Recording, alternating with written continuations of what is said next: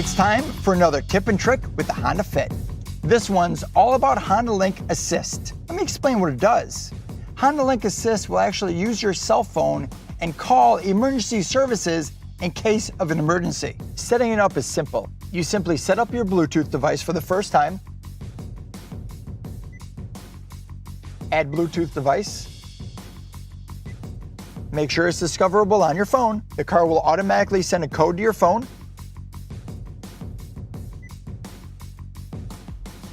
You accept that code and pair, and then it'll ask you if you want to set up HondaLink Assist.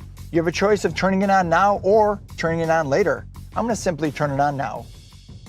Would you like to turn on HondaLink Assist? Yes, I would. In the event that a crash? And that's all you have to do. It's just that easy, and you only have to do it once.